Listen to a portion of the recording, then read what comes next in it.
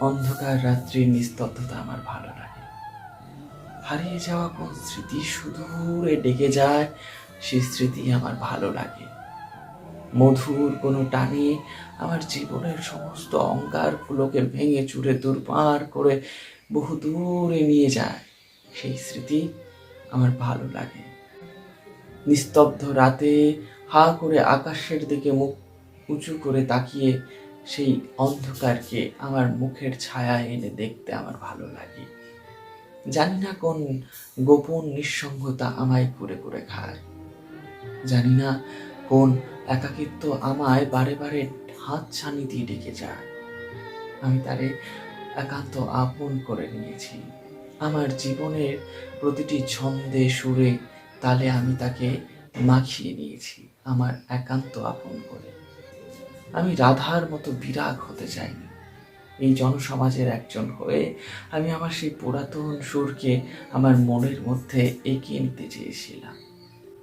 ভালো লাগে তাই তো কাব্য করি, ভালো লাগে তাই তো তোমাদের আপন করে নিই। আমার জীবনের যত চাওয়া পাওয়া আকাঙ্ক্ষা সবই তো গেছে ধুলোয় মিশে। আমার সেই সীমার মাঝে অসীমকে ধরার যে আকুল আগতি, আমি তার বোঝাতে পারি না। জানি না কোন দূর অভিসন্ধি নিয়ে আমি ছুটে চলি আমার সেই দূর প্রান্তরে, যেখানে কেউ নেই, কেবল বিরাজ করে নিঃসঙ্গতা।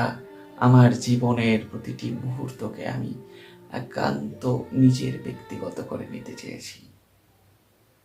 ভালো লাগে তাই তো ফিরে ফিরে আসি তোমাদেরই কাছে। আমার ভালো লাগে ফুলের সুবাসের তুলনায় ফুলের কাঁটাকে। কেননা সুবাস আসে আবার চলে যায়, কিন্তু কাঁটা দাগ রেখে যায়। আমার জীবনের প্রতিটি মুহূর্তের যে কাঁটা দাগ, তা আমাকে প্রতিটি মুহূর্তে মনে পড়িয়ে দেয় আমার সেই স্মৃতির কথা। কিন্তু ফুলের সুবাস তো মনে থাকে না, সুবাস হারিয়ে যায়, ক্ষণিকের অনুভূতি এনে আবার হারিয়ে যায়। কিন্তু এই প্রতিটি বেদনা, প্রতিটি আঘাত, প্রতিটি ধাপে ধাপে আমার নিষ্ফলতা সব যেন আমাকে আরো বেশি এগিয়ে নিয়ে যায় আমার সুদূর ভবিষ্যতের দিকে। আমি পারি না এড়াতে আমার এই কঠিন বাস্তবতাকে। আমাকে এই কঠিন বাস্তবতাকে সঙ্গে নিয়েই চলতে হয়। কঠোরে কঠোরে আঘাত সবই যেন আমার একান্ত ব্যক্তিগত এবং পরিচিত হয়ে গেছে। এই পরিচিত আপনজন আমার কঠোর আঘাতকেই আমি নিজের করে নিয়েছি। আমি জানি না মৃত্যুর সময় যদি আমার কখনো মনে পড়ে থাকে, আমার সুখের স্মৃতির তুলনায় আমার দুঃখের স্মৃতিগুলোই বুঝি আমাকে বেশি নাড়া দিয়ে যাবে। এই দুঃখের স্মৃতি আমাকে পলে পলে লড়াই করতে শেখায়, আর সুখের স্মৃতি আমাকে হারিয়ে দেয় বিলাস বাসনায়। বৈভব আর প্রাচুর্যের সম্পত্তি আমার চাই না।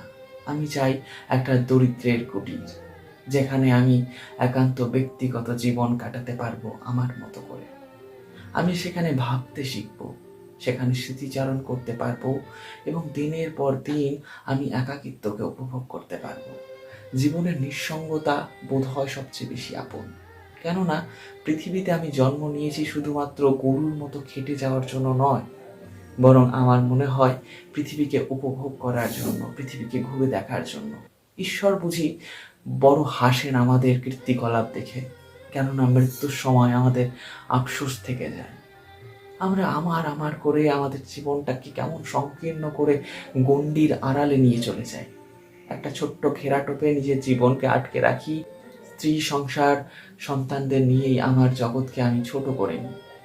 কখনো আমার জন্য, কখনো তাদের জন্য আমি আমার জীবনকে উৎসর্গ করে তুলেছি। কখনো পৃথিবীতে, কখনো পৃথিবীকে ঘুরে দেখা হয়নি, কখনো দেখা হয়নি এই পৃথিবীর কত মায়া আছে, কোকিলের ডাকে সুরের তানে কত মধু আছে, হিমশীতল বহর হিমশীতল বরফ ঘেরা পাহাড়ের কোলে কত আনন্দ ছড়িয়ে আছে। সেই সূর্যের কিরণ যখন বরফের কোলে পড়ে তখন হেসে ওঠে সমগ্র পাহাড়, তাকে দেখা হয়। হিমশীতল বরফের মাঝে যখন ফুলেরা হেসে ওঠে তখন দেখতে বড় মায়াবী লাগে।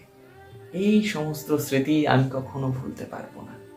কখনো বা সমুদ্রের ধারে গিয়ে নিজেকে বিশাল মনে হয়েছে। সেই বিশাল সমুদ্রের অকুল পাথার স্রোতে আমি দীর্ঘশ্বাস নিয়ে আমি নিজেকে অনুভব করেছি। ভেঙেছে এবং করেছে বারে বারে সমুদ্রের ঢেউ দিয়ে, তবু আমি খুঁজে পেয়েছি আমার জীবনকে সেখানে।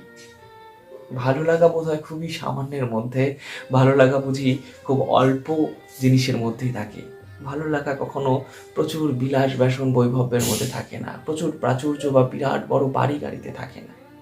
ভালো লাগা থাকে নিজস্ব একান্ত ব্যক্তিগত আনন্দময় মুহূর্তের মধ্যে। নিজের মনকে আমি যেমনভাবে চালনা করতে পারি, বোধহয় তেমনটাই বোধহয় সুখের আসল চাবিকাঠি। যতটাই আমি আশা করি, ততটাই আমি আশাহত হই, দুঃখিত হই। ভালোবাসি আমি আঁধারকেই, সেই আঁধারে চির আঁধারেই আমি নিমজ্জিত হয়ে থাকতে চাই।